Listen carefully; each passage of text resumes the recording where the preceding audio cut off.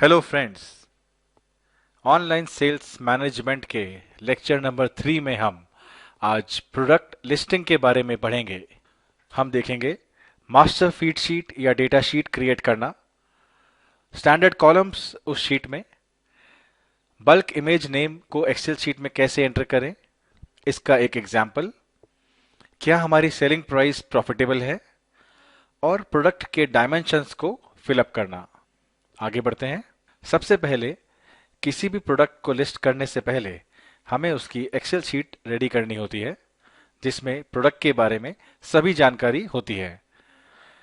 कुछ standard columns इस sheet में होते हैं, जैसे serial number, SKU code, title, description, MRP, selling price, transfer price, dimensions, weight and other required attributes. Serial number यानी कि 1 2 3 4 5 6 and so on. SKU code, ये कोड आप अपने हिसाब से चूज कर सकते हैं। फॉर एग्जाम्पल A001 या BX002 and so on. Title, आपके प्रोडक्ट के लिए सबसे सूटेबल टाइटल या नेम आप चूज करेंगे। डिस्क्रिप्शन, प्रोडक्ट के बारे में complete details. MRP, selling price, transfer price, इसके बारे में हम आगे पढ़ेंगे। शॉर्ट फॉर्म में इसका मतलब है वो पैसा जो किसी भी प्रोडक्ट के सेल से आपको मिनिमम रिक्वायर्ड है ताकि आप लॉस में ना जाएं। फॉर एग्जाम्पल, अगर 1000 रुपए प्रोडक्ट की एमआरपी है, आप इसे 800 रुपए में बेच रहे हैं, आपकी कॉस्ट प्राइस 600 रुपीज है, तो आप चाहेंगे कि मिनिमम ट्रांसफर प्राइस 600 रुपीज हो, ताकि इससे नीचे अगर गया तो आपको लॉस हो जाएगा। डायमेंशंस, प्रोडक्ट की लेंथ, ब्रेड्थ और हाइट। वेट, प्रोडक्ट का एक्चुअल वेट प्लस पैकिंग करने के बाद। And other required attributes, her category के प्रोडक्ट्स के लिए अलग अलग तरह के एट्रीब्यूट्स की रिक्वायरमेंट होती है। गारमेंट्स के अंदर अलग, टेडी बियर्स के अंदर अलग, और इसी तरह से। आइए देखते हैं एक एक्सेल शीट किस तरीके से दिखेगी और उसे हमें कैसे भरना है। ये एक तरह की मास्टर फीड शीट है या मास्टर एक्सेल शीट है, जिसमें आप कॉलम्स देखेंगे, serial number, image name, title, model type, MRP, selling price, transfer price, और ये स्पेशल एट्रीब्यूट्स जो प्रोडक्ट के हिसाब से हम बनाते हैं। प्रोडक्ट का डिस्क्रिप्शन यहां पर आएगा, मेन इमेज यूआरएल और secondary image URL. Image URL से मतलब है हम जब भी प्रोडक्ट की बल्क अपलोडिंग करते हैं, उसमें हमें इमेज साथ साथ में अपलोड करने के लिए उसका यूआरएल क्रिएट करना पड़ता है, जो हम अभी आगे पढ़ेंगे। हम एग्जाम्पल लेते हैं कि हम इंक जेट प्रिंटर की इंक या उसके पेपर्स हम लिस्टिंग कर रहे हैं। ये अलग अलग तरह की इंक है जिसकी हमें मास्टर फीड शीट बनानी है या इसकी लिस्टिंग करनी है। जब भी आपके पास में प्रोडक्ट की फोटोज खींच जाएंगी, तो इस तरह के फोल्डर में आपके पास सारी इमेजेस आ जाती हैं। आप देख रहे हैं। मास्टर फीड शीट तैयार करने के लिए सबसे पहले आपको क्या करना है, ये फोल्डर, इस फोल्डर का पाथ कॉपी करें, यहां से कॉपी कर लें। नेक्स्ट, गूगल क्रोम खोलिए और इस पाथ को यहाँ पेस्ट कर दीजिए और एंटर प्रेस करें।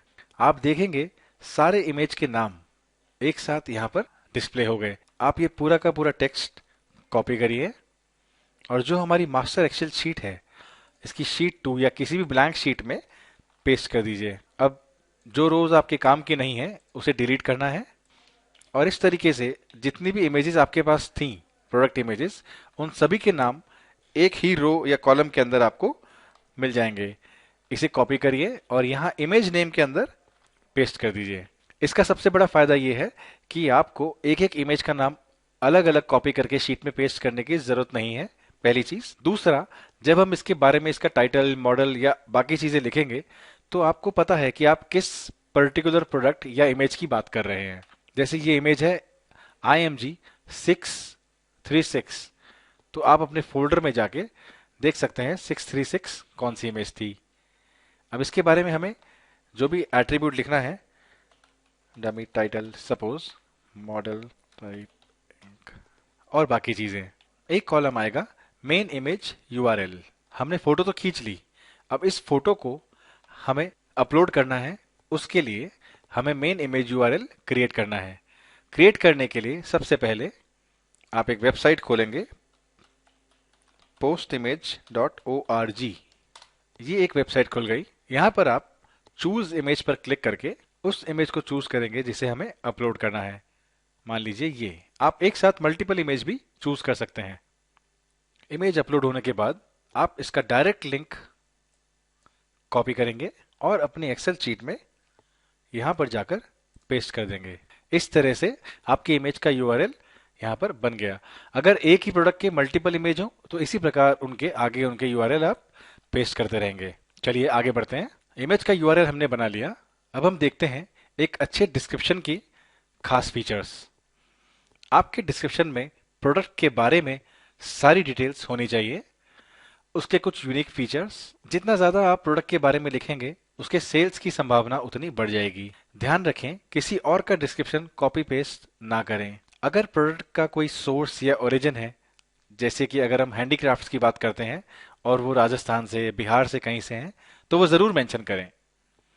प्रोडक्ट का यूज या यूटिलिटी, कभी कभी सिर्फ फोटो को देखने से प्रोडक्ट का यूटिलिटी या यूज समझ नहीं आता, तो आप उसका यूटिलिटी या यूसेज जरूर लिखें, वो प्रोडक्ट किस काम आएगा।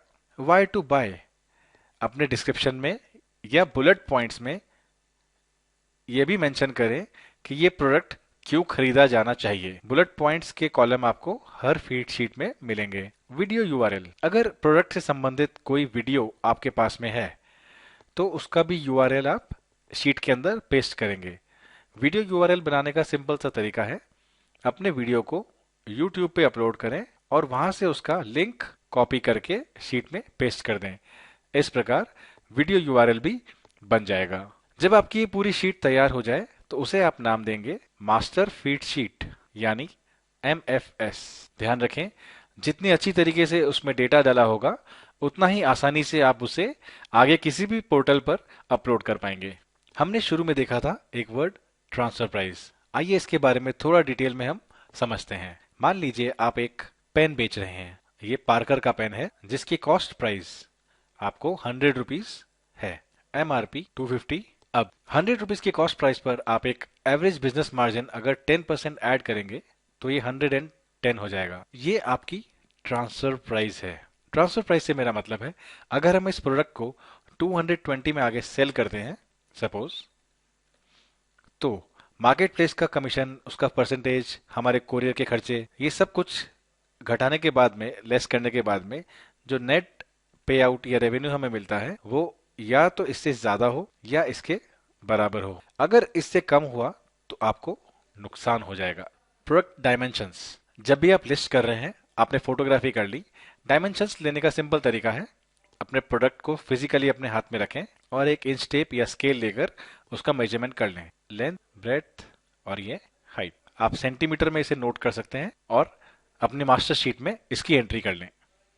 ध्यान रखें अगर डायमेंशंस आपने गलत डाले, रॉन्ग डायमेंशंस हुए, तो जो कोरियर चार्जेस हैं वो आप सही ढंग से कैलकुलेट नहीं कर पाएंगे और प्रोडक्ट के सेल्स प्राइस के चक्कर में आपको नुकसान हो जाएगा। इसी के साथ लेक्चर नंबर 3 एंड होता है। Thanks for watching. For more videos, visit www.video.practiceguru.in. Thank you.